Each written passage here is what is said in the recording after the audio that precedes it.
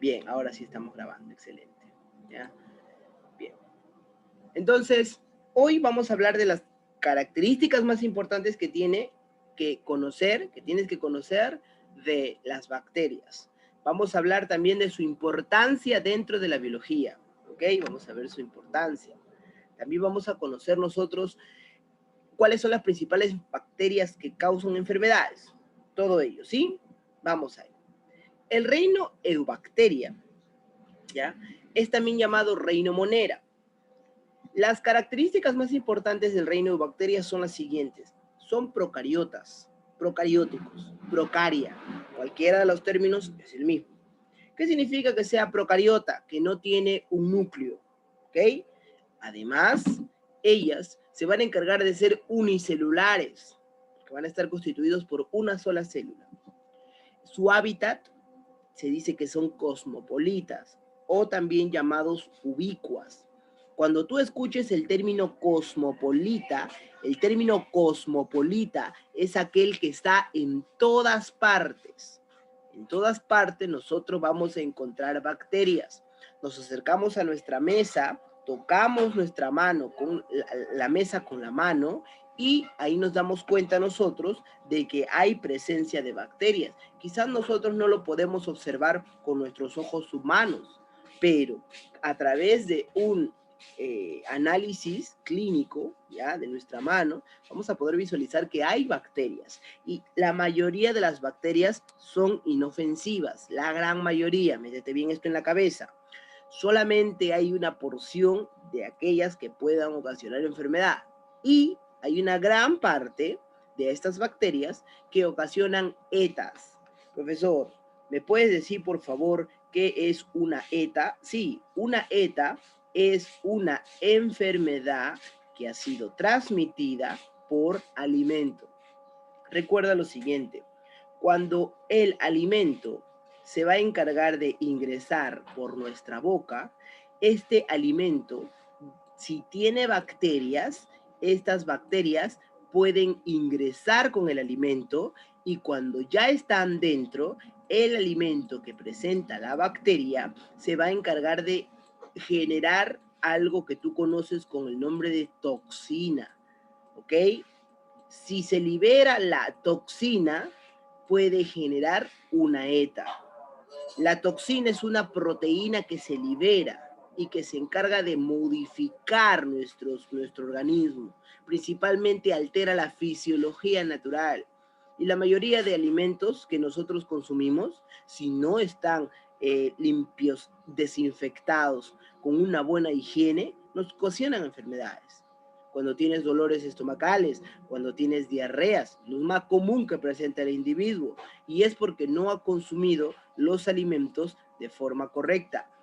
Y eso es lo que tú tienes que remarcar. Hasta ahí. ¿Me dejo o no me dejo entender? Sí. Okay. Su respiración puede ser de dos tipos. La respiración anaeróbica, todos aquellos que no utilizan el oxígeno, y la respiración aeróbica, todas aquellas que se encargan de utilizar el oxígeno para sus procesos. ¿Ok? Se dice que la nutrición que ellas poseen son de dos tipos, autótrofas y heterótrofas. ¿Cuándo se dice que es una nutrición autótrofa? Cuando los individuos tienen la capacidad de producir su propio alimento. Pero aquí, en este reino, existen dos tipos de autótrofos, los fotosintéticos y los quimiosintetizadores. ¿A qué se refiere con términos de fotosintéticos? Significa que estos organismos van a utilizar la energía luminosa para elaborar su alimento. Cuando hablemos de quimiosintetizadores, se refiere a los individuos que utilizan las reacciones químicas, principalmente son reacciones de óxido-reducción, para elaborar su propio alimento. No te vayas a olvidar. Cuando hablamos de heterótrofos, son todos aquellos que se encargan principalmente de originar su propio alimento, pero a partir de todo lo que está en su entorno, ¿ok? Pueden haber heterótrofos simbiontes. ¿Qué significa simbionte? Que alguien depende. Tú dependes de alguien. Dependencia de se le conoce. ¿Ok? Yo puedo decir, yo soy un simbionte de Torres Oriana. Es decir, yo dependo de Oriana y Oriana depende de mí. Yo le doy a Oriana lo que Oriana no puede crear. Y Oriana me da a mí lo que yo no puedo crear, sintetizar. Más o menos así va la cosa. ¿Estamos de acuerdo, jóvenes? Sí. Bien. Cuando hablamos nosotros de parasitaria, ¿qué se viene a la cabeza el término parasitaria? Parasitarias es todo aquel, escúchame, parasitaria es todo aquel que ingresa a nuestro cuerpo y se convierte en un huésped. ¿Ya? Y vamos a ver distintas bacterias que se convierten en huésped. Ejemplo, el Helicobacter pylori, que tiene la particularidad de ingresar a nuestro organismo y pegarse a las paredes de nuestro estómago y modificar el pH del estómago. Yo quiero que por favor me digas cuál es el pH del estómago. Los escucho.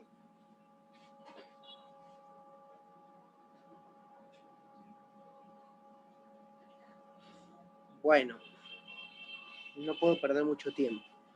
El pH del estómago es de 1.5 a 3. Solución ácida, neutra o básica.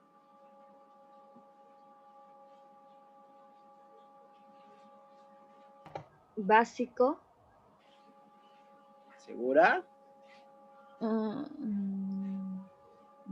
Recuerda que todo lo que está del 0 al 7 es ácido. Todo lo que está en el 7 es neutro.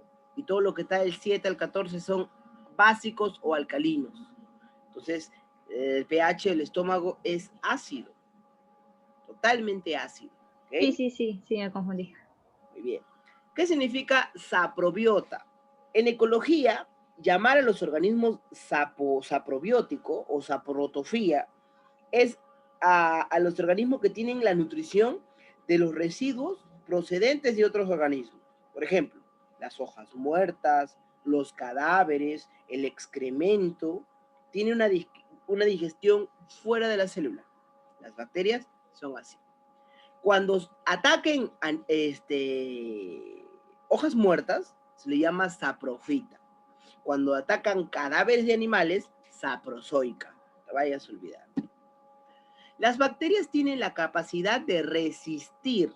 En el año 1884, el señor John Tyndall explicó que las bacterias eran resistentes a altas concentraciones de temperatura.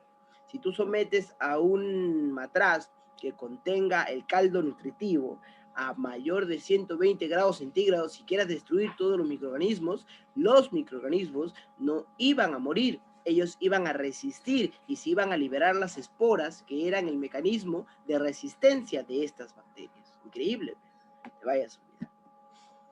Tienen un tipo de reproducción, la reproducción asexual, que es aquella que se va a encargar de no poseer variabilidad genética, pero sí participa un solo progenitor.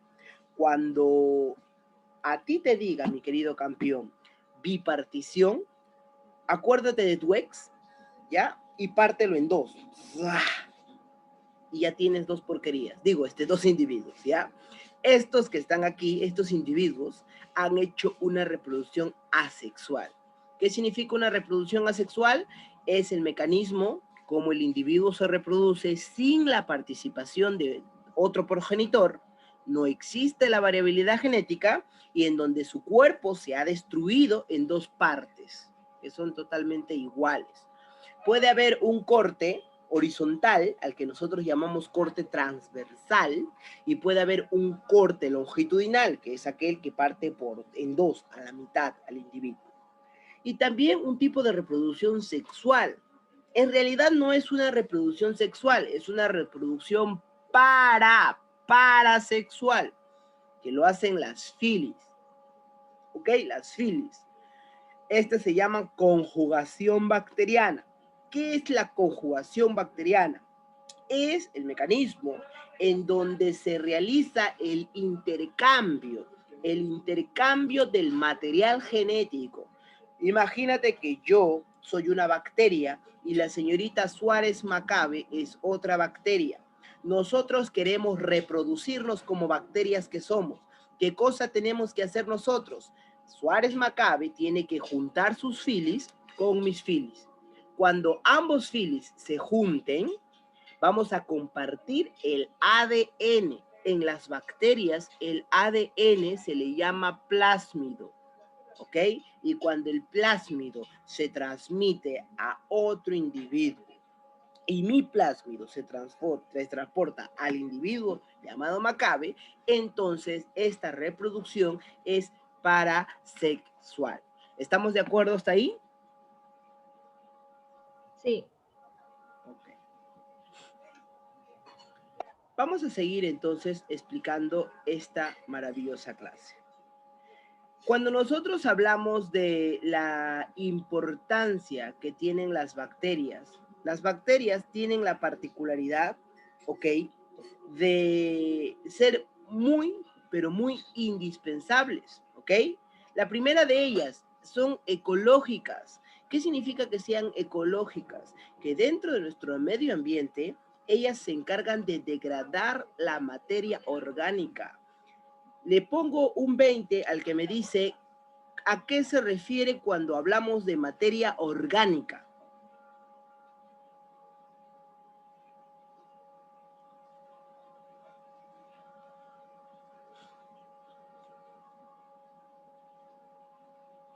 La materia orgánica es todo aquello que tiene carbono en su estructura, jóvenes. Carbohidratos, grasas, proteínas, vitaminas. Bueno. Y todo esto está en los seres vivos. Los seres vivos tienen carbono. Y como las bacterias están por todas partes, por eso que cuando un individuo muere, las bacterias se encargan de degradarla. Por eso ellas son consideradas como agentes descomponedores. No te vayas a olvidar. Además, también se le dice que están utilizadas en la industria, principalmente la industria láctica, ¿ok? ¿Por qué? Porque con las bacterias que se inoculan a la leche se fermenta y podemos obtener productos derivados de la leche. Hay tres bacterias que se utilizan para la elaboración del yogur: el Streptococcus thermophilus, el Lactobacillus bulgaricus y el Bifidobacterium. Estas tres bacterias se inoculan, o sea, se inyectan dentro de la leche para que la leche se fermente y pueda modificar su estructura y así originarnos bacterias probióticas. Las bacterias probióticas previenen principalmente que haya cáncer de colon, favorecen el tránsito intestinal, previniendo el estreñimiento y mejorando la calidad de vida, principalmente el sistema inmunológico. ¿Viste? Bien. También están utilizados en el sector agrícola, porque ellos enriquecen el suelo, ya que nos brindan el nitrógeno. Y recuerden que los seres vivos, algunos, ya como las nitrosomonas, como los nitrobacter, se encargan de utilizar este nitrógeno. ¿Para poder qué? Para poder fijarlo y así puedan alimentarse. No se vayan a olvidar. Otra de las cosas que tienes que acordarte es que desde el punto de vista médico, ya, la mayoría de bacterias producen enfermedades. Hoy nos vamos a dar cuenta qué tipo de enfermedades son las que producen. Oye, ¿tú sabías que cuando tú compartes un beso con alguien, estás aproximándote a un compartimiento, compartes con el individuo con el que te besas miles de millones de bacterias, porque nuestra boca tiene una gran cantidad de bacterias? Hubo un caso clínico de una persona en Estados Unidos que tenía inflamada el vestíbulo oral, ¿ya? Y dentro de ella tenía una enfermedad, eh, una infección causada por una bacteria, aparte del Streptococcus mutans, ya aparte de ella, había otra que era muy letal. y le mordió a su pareja y le generó una reacción necrotizante que empezó a gangrenarle todo el brazo simplemente por una mordida. Y sucede que esta mujer no se lavaba los dientes, ya, por muchos meses. Y entonces había una colonia de bacterias, ya. El hálito bucal, lo que ustedes conocen como aliento de perro, es causado principalmente por la propagación excesiva de bacterias. Ustedes cuando se den cuenta de que sus dientes estén amarillos, pero sus encías están rosadas, no se preocupen. El indicador de salud que permite que decir a un individuo tú estás sano es las encías, no los dientes. Tus dientes pueden estar amarillos, pero si tus encías están rosadas, tu salud es buena. Porque las encías demuestran el índice de hemoglobina que presenta la persona. ¿Ok? No te vayas a olvidar. Hasta ahí. ¿Estamos de acuerdo? Sí. Sí, sí. Sí. Hola. ¿Hay jóvenes? ¿Hay varones? Creo que no hay varones, creo. Sí, profe. Respondan, pues chicos, respondan. La verdad, parece cementerio esto, parece panteón. Pregunto y ni caso hace. Farmacológica. Cuando hablamos de farmacológica, estamos hablando de aquellas bacterias que puedan formar fármacos, o que aquellos que se puedan utilizar su estudio y se pueda utilizar principalmente un mecanismo que permita que estos fármacos se destruyan. Cuando tú tienes una inflamación, ¿qué pastilla consumes? Te escucho. Paracetamol. Vamos, otra persona. Cuando tienes una infección, ¿qué consumes? Vamos. Ustedes, normal. Si se equivocan no hay ningún problema. Yo estoy aquí para ayudar. A ver, una persona cuando tiene, por ejemplo, infección al estómago, ¿qué pastilla es la que te recomiendan?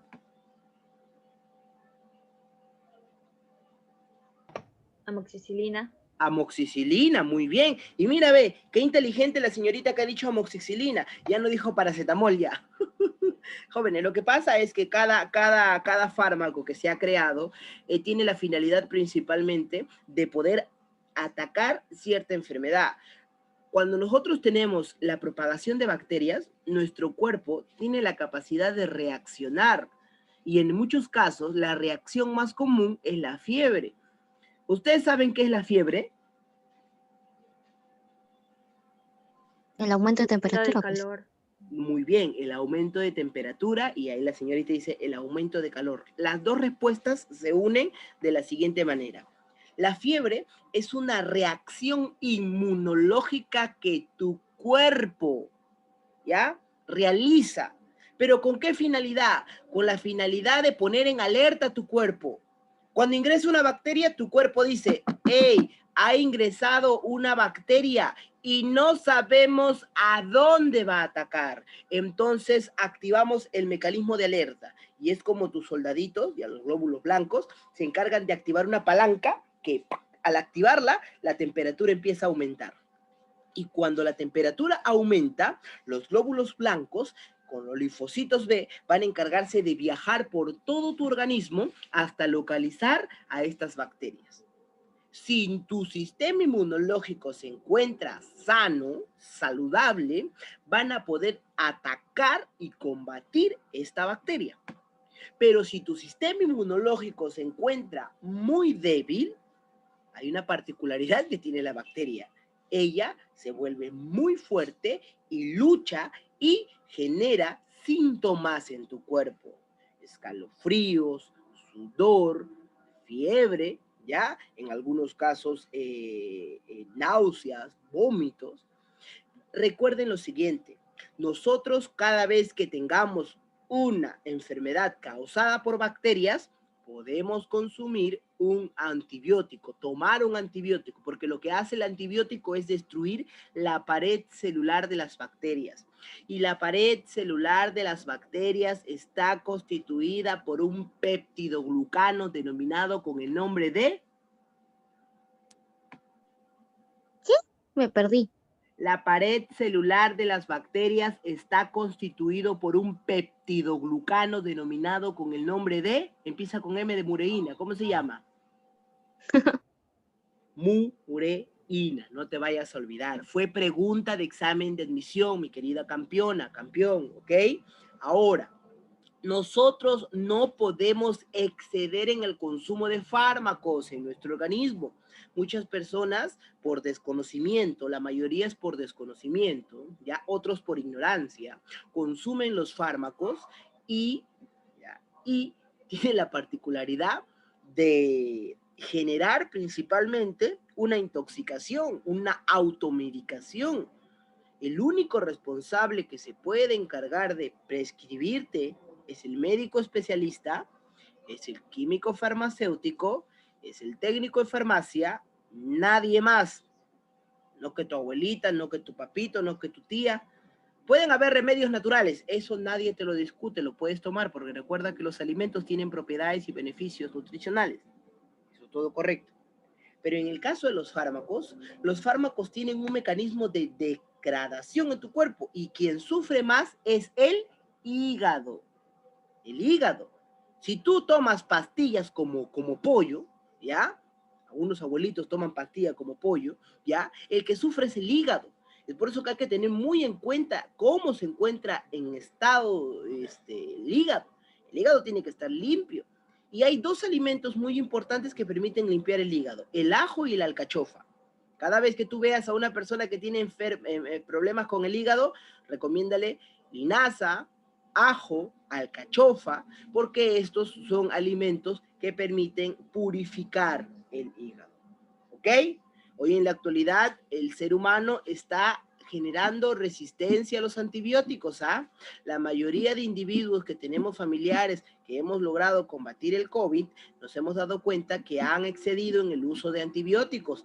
Recuerden que el uso de antibióticos genera la enfermedad de Kush, ¿ok? Y esta enfermedad de Kush es aquella que hace que el individuo, por el exceso de corticoides, se hinche, ¿ok?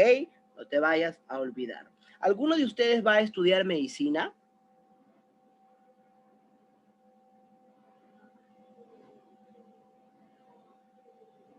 Bueno, ninguno. Bueno, mejor continúo, ¿ya? No dije nada. Vamos a clasificarlo según su coloración. La porción externa puede tener dos características. Si está hecha de mureína o si está hecha de grasa. Si está hecha de mureína, ¿ya? Y vira a positivo, ¿ya? Tiene un nombre. Si es hecha de grasas y vira a negativo, tiene otro nombre. Los que son positivos van a virar a un color púrpura o un color azul. Los que viran a color negativo van a tener un color rosado, ¿ya? Rosado o un color rojo. Ahí aparece la principal característica de las bacterias en base a su pared celular. Porque hay algunas bacterias que son gram positivas y otras bacterias que son gram negativas. En la siguiente imagen estamos observando dos tipos de bacterias.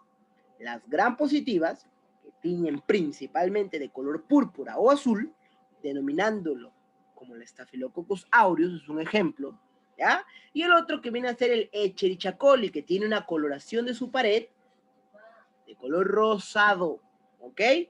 La parte lateral estamos observando cómo las gram positivas y las gram negativas tienen una diferencia. Una la tiene más gruesa, otra la tiene más delgada, una la tiene más rígida, otra la tiene menos rígida, una tiene mayor estructura, otra tiene menor estructura. No te vayas a olvidar, ¿ok? Bien. Otra de las cosas que tienes que acordarte es su clasificación de acuerdo a su forma. Pueden haber diversas formas, pero no hay ninguna forma que sea cuadrada. No. No hay ninguna que sea cuadrada. Por ejemplo, cuando son una bolita, ¿cómo se les llama? ¿Alguien lo sabe? Cocos. Cocos, muy bien.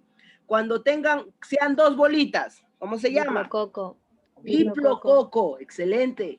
Cuando sean bastantes bolitas que estén en una filita, ¿cómo se llama? Estreptococo. Muy bien, excelente. Estreptococos. Cuando sean en 2 filitas. Mira, es algo bonito. ¿Cómo están? Están en filas. Cocos. ¿Pero qué son? Estrepilococos. Cocos. Por eso se le dice están, filo, cocos. ¿Viste? Qué sencillo. Sigamos, sigamos. Cuando están en 4, las bacterias. Me refiero a las bacterias. ¿Cómo se le llama? Se le llama así. Arcina. Gafkia. Gafkia, no te vayas a olvidar. Y cuando están en forma de racimo de uva, se le llama zarcina. ¿Ok? Zarcina. Continuamos. Ahora, según su forma, uy, mira, se escapó un leptospira. Cuando están así, cocos. Cuando están así, de forma rectangular, a estas se les Bacilos. llama bacilos. Justo también hay un grupo musical que apareció así. ¿Ya? Bacilos. Cuando están en forma de una coma, se les llama Vibrión. vibrio. Muy bien, vibrios, vibrios. Cuando están en la forma espiralada, tienen 2 nombres. Cuando tienen una rigidez, o sea, cuando no tienen movimiento, se les llama espirilos. Pero cuando su movimiento es muy, pero muy rápido, a esto se le llama espiroquetas. No te vayas a olvidar. Cuando ellas tengan ondas grandes, a esta se le conoce con el nombre de borrelia. Cuando ellas tengan ondas pequeñitas, a esta se le conoce con el nombre de treponema. ¿Ok? No te vayas a olvidar. Y cuando ellas tengan a los laterales espirales, a esta se le llama leptospira. ¿Ok? Y hay algo que tienes que acordarte. La famosa leptospira genera la famosa leptospirosis. Y esta enfermedad es principalmente contagiada por los ratones.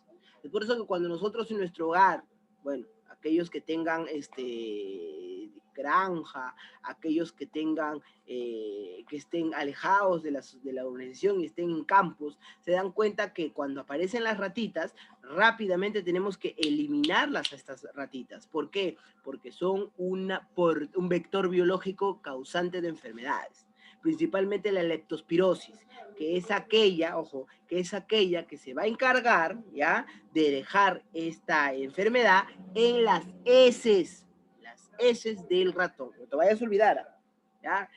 Por favor, hay otro, en el caso del treponema, está el famoso treponema pallidum. ¿Tú por si acaso alguna vez has escuchado del famoso treponema pallidum? ¿Alguien ha escuchado? No. Es una bacteria, ¿ya? ¿Qué enfermedad produce el treponema pallidum? El sífilis, ¿ok? ¿Ya? Tu amigo que tiene sífilis, ¿ya? Es una enfermedad infecciosa que se produce por el contacto directo en las relaciones sexuales con una persona que tiene sífilis. Esta bacteria causa infección al momento que penetra la piel y las membranas mucosas en los genitales. ¿Y sabes qué produce? Produce heridas, llagas, y en muchos casos se generan pequeñas cráteres en lo que vienen a ser en el pene o la vagina. Mira. Por ejemplo, el libertador Simón Bolívar murió de sífilis. Y este que está acá, que tienen una forma muy, pero muy filamentosa, llamados los actinobacterias, o también llamados los actinomicetos. Jóvenes, ¿hasta ahí me están logrando entender? Sí. Hola. Sí. Cuando hablamos nosotros según de su flagelo, ¿ya? El flagelo es una porción que tiene la bacteria que le permite el desplazamiento, la locomoción, el movimiento. Cuando una bacteria no tiene flagelos, a ella se le conoce con el nombre de átrica. No hay presencia de flagelos. Cuando ella solamente posea un solo flagelo, a ella se le llama monótrica. Cuando ella tenga flagelos por un solo lado, por un solo mechón, a ella se le llama lofótrica, ¿ok? Lofótrica. Cuando ella tenga los flagelos por ambos lados, A ella se le llama anfítrica, anfítrica, ¿ok? Y cuando ella tenga flagelos por todo su cuerpo, a esto se le llama perítrica. No te vayas a olvidar. ¿Estamos de acuerdo hasta ahí? Yo te puedo preguntar en el examen. Es más, ha venido en los exámenes de admisión, ¿ok? Aquella persona que quiera postular a la Universidad Nacional Federico Villarreal, que está programando su examen de admisión, este tema, bacteriología, es muy importante, ¿ok? Entonces, ahora vamos a hablar de las principales bacterias que causan las enfermedades, ¿ok? Vamos a hablar de las principales bacterias que son causadas por enfermedades. Por lo general, las bacterias tienen la particularidad de generar enfermedades. Hoy nos vamos a encargar de explicar bien. Hay bacterias que se encargan de producir diversas enfermedades. Por ejemplo, tenemos el Bacillus anthracis. Este Bacillus anthracis causa la enfermedad en los humanos llamada el anthrax y en los animales el famoso carbunco.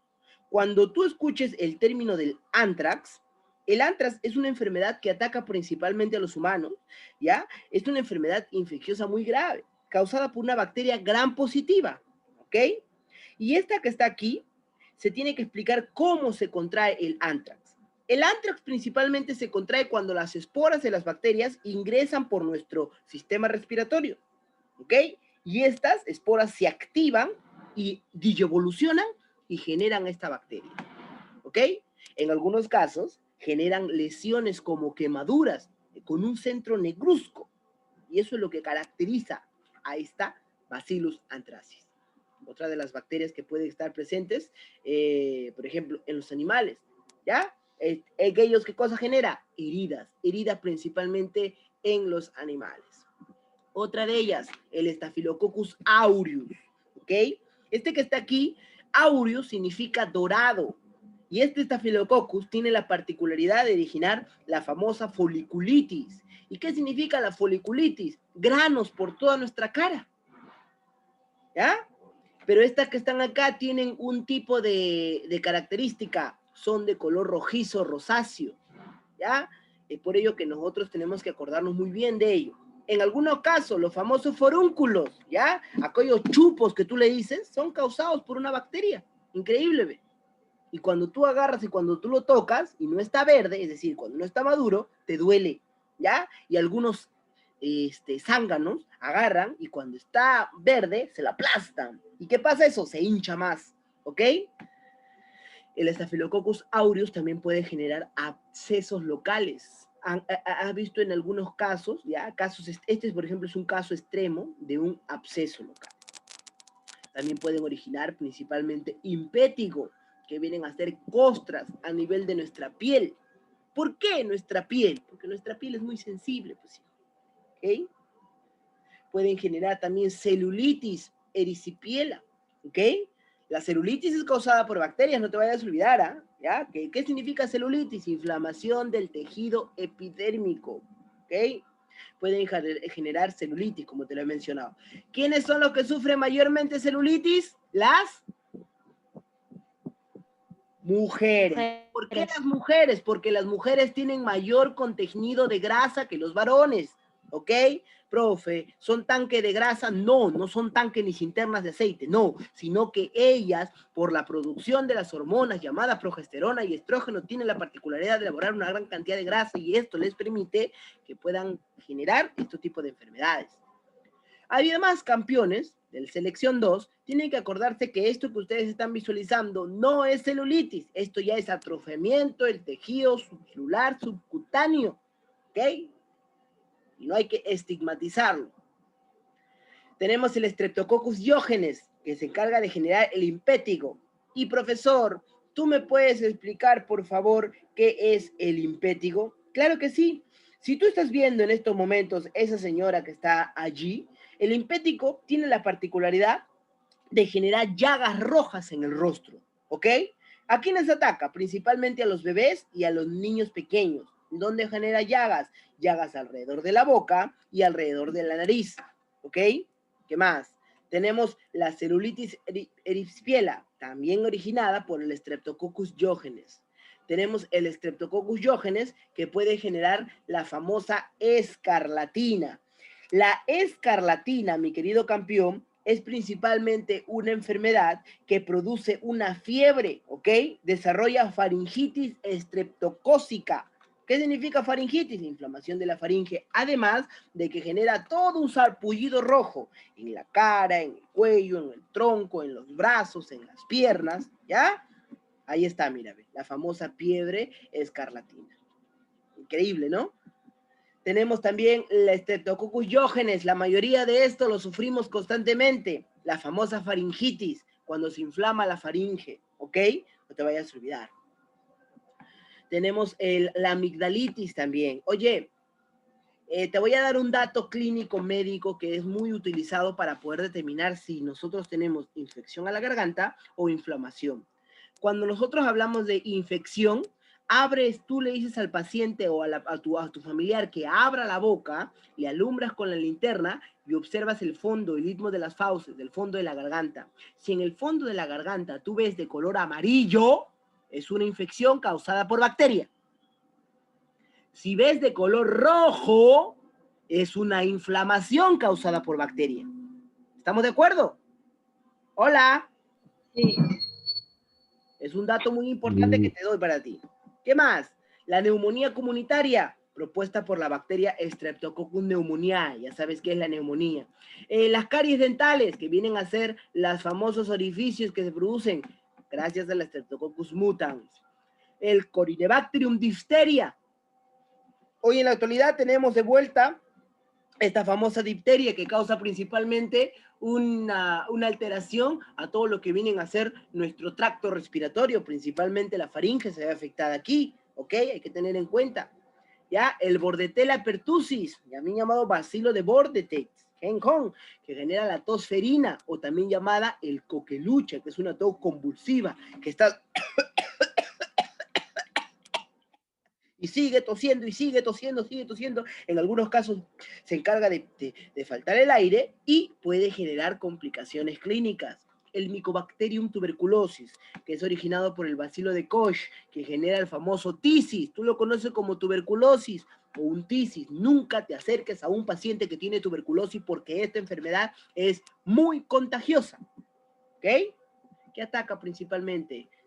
Ataca principalmente los alvéolos pulmonares, ¿ok? Generando granulomas en el tejido pulmonar, ¿ya? Afecta principalmente nuestro sistema respiratorio y también se encarga de afectar los demás órganos de nuestro cuerpo, como nuestro riñón, nuestra vejiga, nuestro peritoneo, donde tenemos el hígado, el estómago, los intestinos, y también se encarga de atacar nuestros genitales, especialmente el epidídimo, en donde se encargan de la maduración de los espermatozoides. Tenemos también la lepra, Mycobacterium leprae, bacilo de Hansen, ¿ok? Ya, antiguamente, en la época de Jesucristo, siempre había estos tipos de casos, ¿no? En donde eran exiliados estos individuos porque la gran mayoría, ojo, porque la gran mayoría tenía la particularidad de ser muy contagioso, ¿ya? El Clostridium perfringe, que genera la famosa gangrena. Es por eso cuando nosotros tenemos a un paciente que es diabético y se hace una herida y no cicatriza, lo más importante es hacer que esta cicatrice, porque si no, las bacterias pueden penetrar este tejido y pueden generar esta gangrenosis, ¿ok? El Clostridium botulinum, que genera el famoso botulismo. Hay algunas, la mayoría de las personas de la farándula lo utilizan. Principalmente, no sé si Susy Díaz. ¿Tú conoces a Susy Díaz? Hola. Sí. Ya. Sí. Esta señora, ya, tenía sigue teniendo un cuerpo, bueno, no tan apetecible, pero sus años mozos, ya, ella tuvo la particularidad de alterarse, ya, médicamente su cara, aplicándose la toxina botulínica. Lo que hace la toxina botulínica es retrasar el envejecimiento, ¿ya? Quiero que veas este caso. Este es un paciente que tiene un parálisis hemifacial, significa que solamente una porción de su hemisferio tiene un espasmo antes. Luego de haberse suministrado toxina botulínica, después de 2 semanas, En el lado derecho podemos observar que este paciente ya se encuentra totalmente estable. ¿Qué es lo que pasa? La toxina botulínica se encarga de modificar principalmente el tejido subcutáneo del paciente, generando en ciertos casos aspectos positivos. Pero si el individuo no se sabe utilizar esto, puede generar complicaciones. Y los botox principalmente se utilizan para aumentar los labios, para quitar las patitas de gallo, las ojeras, principalmente las arrugas. Chicas, más que nada las chicas, ¿ya? Porque son pocos los varones que hacen eso. Chicas, por favor, mucho cuidado con esto. Jóvenes estudiantes, me gustaría explicar muchísimo más, pero creo que hasta ahí nos vamos a quedar. El resto ya tú lo investigas. Muchísimas gracias por haberme prestado atención. Muchísimas gracias por estar presente dentro de esta plataforma virtual. Gracias a todos ustedes, porque ustedes son la razón de ser. Esta clase, hoy 2 de diciembre del año 2020, es principalmente para los alumnos de la selección 2. Esperando que haya sido de su agrado, de su aprecio, y nos vemos en una eventual oportunidad.